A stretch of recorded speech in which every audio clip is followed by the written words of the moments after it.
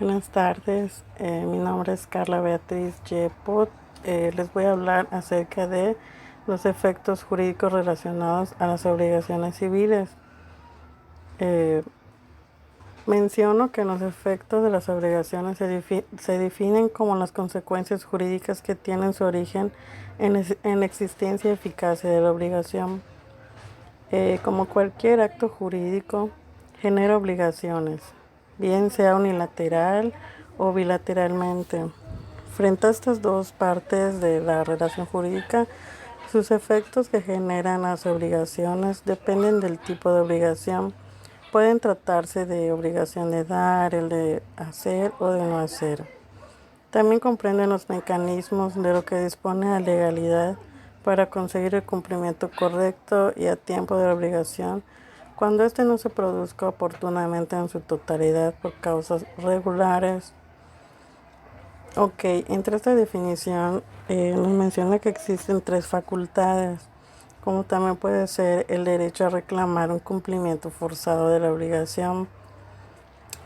La segunda es el derecho de instancia para reclamar compensación económica por daños sufridos por el cumplimiento forzado y el derecho a los bienes del deudor queden sujetos al cumplimiento de la obligación.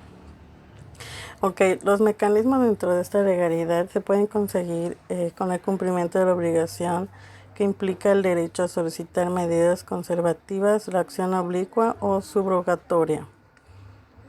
El cumplimiento de las obligaciones nos define que dentro de esta técnica jurídica, el cumplimiento de la obligación significa la extinción de la misma por haberse alcanzado los fines para los cuales surgió.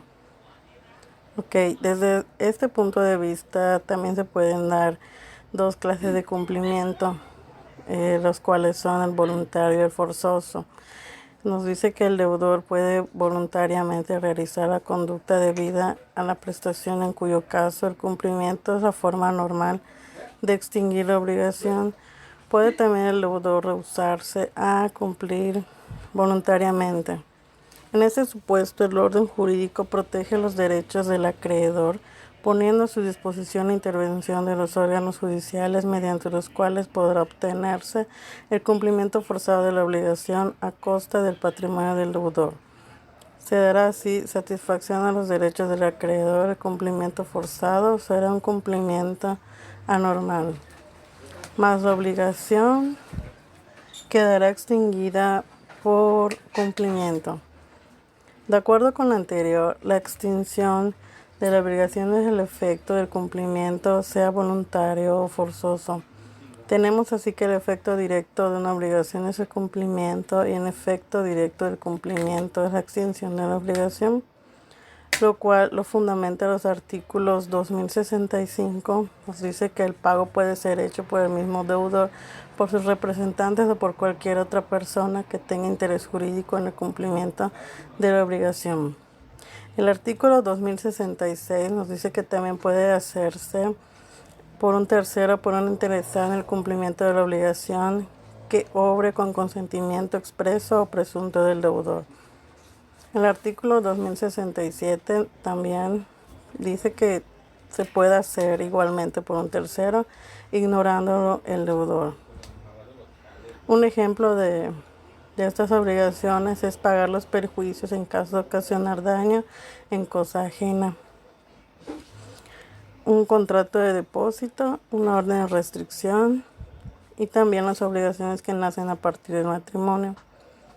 Otro concepto es ofrecimiento de pago y la consignación. Esta figura jurídica se presenta cuando el acreedor se niega a recibir el pago, a dar documento que lo justifique.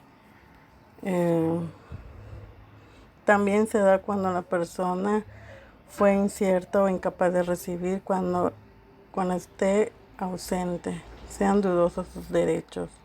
Cuando el acreedor persiste en su negativa, el deudor debe demandar al tribunal que falle sobre la validez del ofrecimiento. Esta consignación es el pago que el deudor hace al acreedor mediante depósito judicial de la deuda por haberse rehusado a recibirlo. Cuando un juez aprueba la consignación, la obligación queda extinguida con todos sus efectos. Si el tribunal declara los ofrecimientos buenos y válidos, el deudor se encuentra liberado y el acreedor deberá soportar los gastos del juicio. La liberación del deudor es, además, relativa y se remonta al ofrecimiento a partir de esa fecha. Los intereses dejan de ser individidos y el acreedor corre con los riesgos.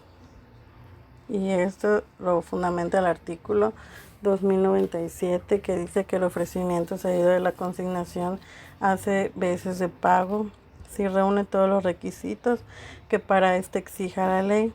El siguiente artículo es el 2098.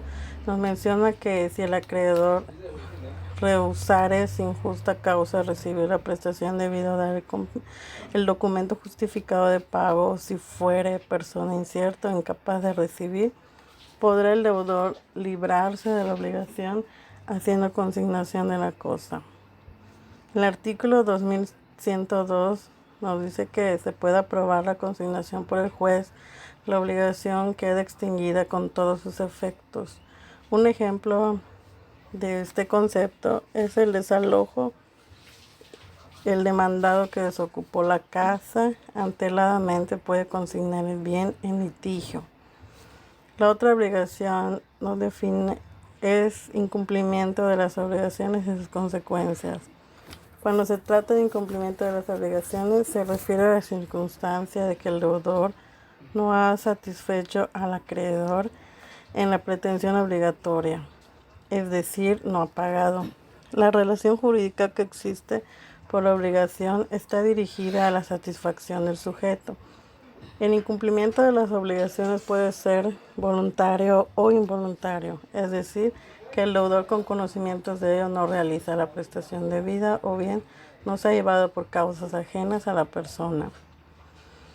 Su fundamento de esta obligación es el artículo 2104. El que estuviera obligado a prestar un hecho y dejara de prestarlo o no lo prestare conforme a lo convenido, será responsable de los daños y perjuicios a los términos siguientes. 1. Si la obligación fuera a plazo, comenzará la responsabilidad desde el vencimiento de este. Si la obligación no dependiere de plazo cierto, se observará lo dispuesto en la parte final del artículo 2080. El que contraviene una obligación de no hacer pagará daños y perjuicios por el solo hecho de la contravención.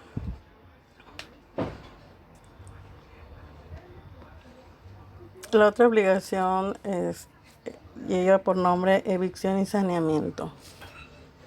Como dice el artículo 1461, las dos obligaciones esenciales del vendedor son la de entregar la cosa y la de saneamiento. La obligación de saneamiento comprende el saneamiento por evicción y el saneamiento por vicios ocultos, es decir, no hay saneamiento y evicción, sino que aquel es el género y esta es la especie, una de ellas porque hay otra. La obligación de saneamiento significa que el vendedor está obligado a proporcionar al comprador la posesión pacífica y las características aparentes de la cosa entregada. Se designa con el nombre de saneamiento por evicción la obligación de proporcionar la posesión pacífica con el nombre de saneamiento. Por vicios ocultos, la de proporcionar las condiciones aparentes de la cosa. Es una obligación complementaria a la de entrega de la cosa que no cabe sin esta. La obligación de sanear cubre el vacío que hubiere en lo entregado. Por tanto, nos dice que aquí no se trata de esta si se entregó una cosa distinta o se previeron los derechos de un tercero o los defectos de la cosa en el propio contrato de compraventa. Esta obligación puede ser reducida o suprimida por las partes contratantes, aunque es nulo el pacto si el vendedor ha actuado de mala fe.